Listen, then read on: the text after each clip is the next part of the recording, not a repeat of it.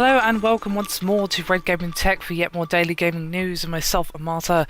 Today is still the 9th of April and I have some news for you today regarding The Crew, which of course is an online racer.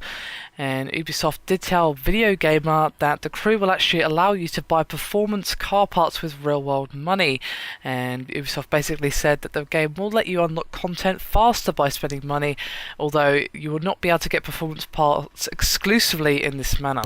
So basically that means you can use real world money to buy them, but there will be no performance parts that are locked behind a paywall. You can still unlock them with in-game currency.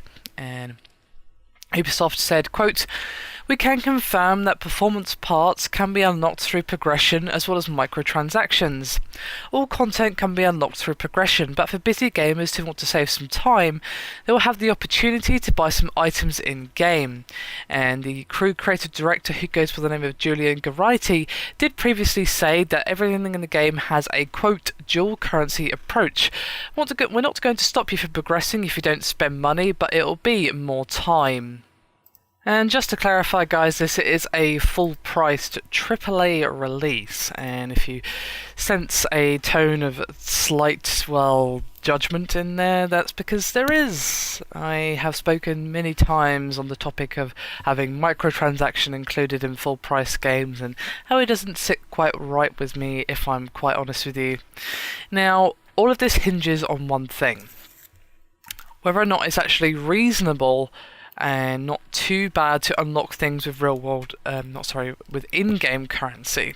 Because the trap that some of these games fall into is that basically they herd you towards wanting to spend money because of the amount of time it takes for you to unlock it with in-game currency or points or whatever. So basically the length of time is so high that, it's heavily weighted towards you spending money because it takes that ridiculously long. I'm not saying that's what's going to happen here, I'm just giving an example of microtransactions done wrong.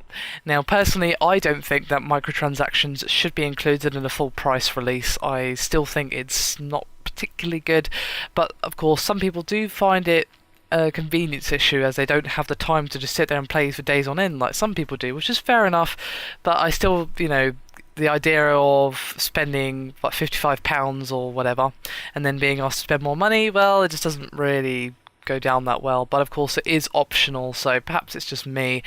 I would like to know your thoughts, guys. What do you think about microtransactions in The Crew? I think for a lot of you it will come down to how easy it is to unlock with it in-game currency.